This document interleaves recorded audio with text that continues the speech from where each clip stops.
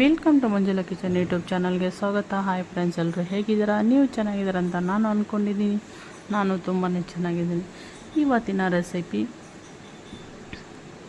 ನೀರು ದೋಸೆ ಕಾಯಿ ಚಟ್ನಿ ಮಾಡೋಣ ಬನ್ನಿ ಫ್ರೆಂಡ್ಸ್. ಯಾವ ರೀತಿಯಾಗಿ ನೋಡಿ, ನಾನು ನೈಟೆಲ್ಲ ನೆನೆಸಿಟ್ಕೊಂಡಿದ್ದೀನಿ. ಇದು ಸೊಸೈಟಿ ಅಕ್ಕಿ. ನೈಟೆಲ್ಲ ನೆನೆಸಿಟ್ಕೊಂಡಿದ್ದೀನಿ. ನಮ್ಗೆ ಎಷ್ಟು ಬೇಕೋ ಅಷ್ಟು ಅಕ್ಕಿ ಹಾಕ್ಕೋಬೋದು. ಇಬ್ಬರಿದ್ದರೆ ಸ್ವಲ್ಪ ಹಾಕ್ಕೋಬೋದು, ಜಾಸ್ತಿ ಜನ ಇದ್ದರೆ ಜಾಸ್ತಿ ಹಾಕ್ಕೋಬೋದು. ಹಂಗೆ ನಾನು 1-2 ಗ್ಲಾಸ್ ಅಕ್ಕಿ ತೊಗೊಂಡಿದ್ದೀನಿ.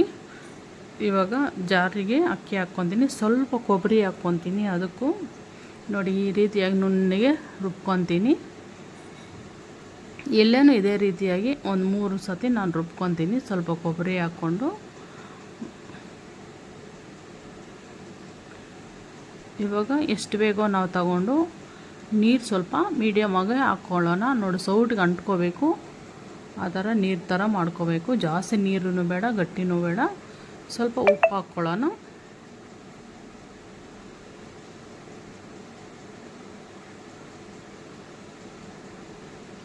ಇದ್ರ ಜೊತೆಗೆ ಚಟ್ನಿನೂ ಮಾಡ್ಕೊತೀನಿ, ಅದನ್ನು ತೋರಿಸ್ತೀನಿ ನಿಮಗೆ. ನೋಡಿ, ಇದು ಸೌಟಿಗೆ ಈ ರೀತಿಯಾಗಿ ಬಂದರೆ ಸಾಕು. ಇಷ್ಟು ಮಾತ್ರ. ಒಂದು ತವ ಇಟ್ಕೊತೀನಿ, ಅದಕ್ಕೆ ಎಣ್ಣೆ ಸ್ವಲ್ಪ ಉಜ್ಕೊಳ್ಳೋಣ.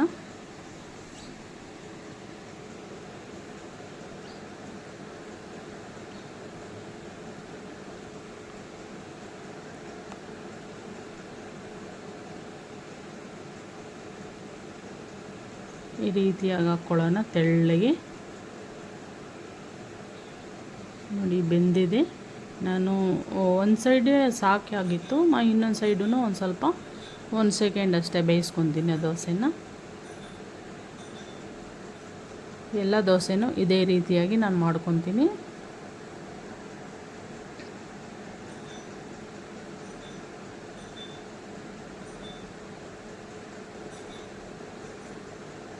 ನೋಡಿ, ದೋಸೆ ಎಷ್ಟು ಚೆನ್ನಾಗಿ ಬಂದಿದೆ.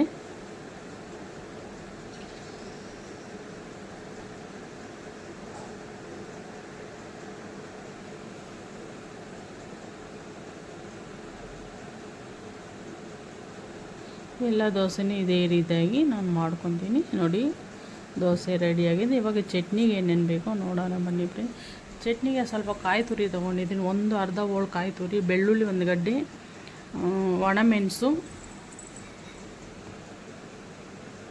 ಒಣಮೆಣಸಿನ್ಕಾಯಿ ತೊಗೊಂಡಿದ್ದೀನಿ. ಸ್ವಲ್ಪ ಎಣ್ಣೆ ಹಾಕ್ಕೊಳ್ಳೋಣ. ಇದನ್ನು ಸ್ವಲ್ಪ ಫ್ರೈ ಮಾಡ್ಕೋಬೇಕು. ಬೆಳ್ಳುಳ್ಳಿ ಹಾಕಿ ಫ್ರೈ ಆಗಿದೆ. ಇವಾಗ ಮೆಣಸಿನ್ಕಾಯಿ ಹಾಕ್ಕೊಳ್ಳೋಣ, ಕೊಬ್ಬರಿ ಹಾಕ್ಕೊಳ್ಳೋಣ,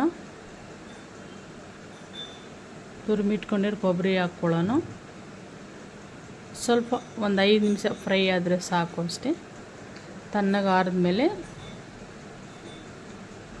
ರುಬ್ಕೊಳ್ಳೋಣ ಇದನ್ನು.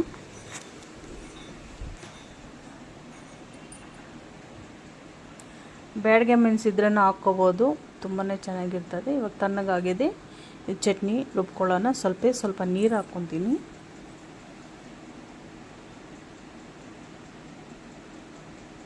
ನೋಡಿ, ಚಟ್ನಿ ರುಬ್ಕೊಂಡಿದ್ದೀನಿ.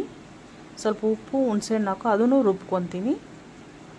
ಒಗ್ಗರಣೆಗೆ ಏನೇನು ಬೇಕು ನೋಡಿ, ಎಣ್ಣೆ, ಸಾಸಿವೆ, ಕರಿಬೇವಿನ ಸೊಪ್ಪು, ಕಡಲೆಬೇಳೆ. ಒಂದು ಕಡಾಯಿ ಇಟ್ಕೊಳ್ಳೋಣ. ಎಣ್ಣೆ ಹಾಕ್ಕೊತೀನಿ 2 ಸ್ಪೂನು.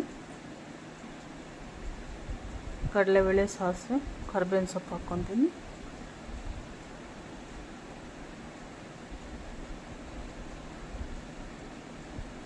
ಒಗ್ಗರಣೆ ರೆಡಿಯಾಗಿದೆ. ಇಷ್ಟೇ. ಚಟ್ನಿಗೆ ಹಾಕ್ಕೊಳ್ಳೋಣ. ಈ ಥರ ಮಾಡಿಕೊಂಡ್ರೆ ತುಂಬಾ ಚೆನ್ನಾಗಿರ್ತದೆ. ನೋಡಿ, ಚಟ್ನಿ ರೆಡಿಯಾಗಿದೆ. ಇದಕ್ಕೆ ಒಗ್ಗರಣೆ ಹಾಕ್ಕೊಳ್ಳೋಣ. ನೀರು ದೋಸೆ ಕಾಯಿ ಚಟ್ನಿ ರೆಡಿಯಾಗಿದೆ. ತುಂಬ ರುಚಿಯಾಗಿರ್ತದೆ. ನೀವು ಒಮ್ಮೆ ಟ್ರೈ ಮಾಡಿ. ಓಕೆ ಫ್ರೆಂಡ್ಸ್, ನೆಕ್ಸ್ಟ್ ವಿಡಿಯೋದಲ್ಲಿ ಸಿಗೋಣ.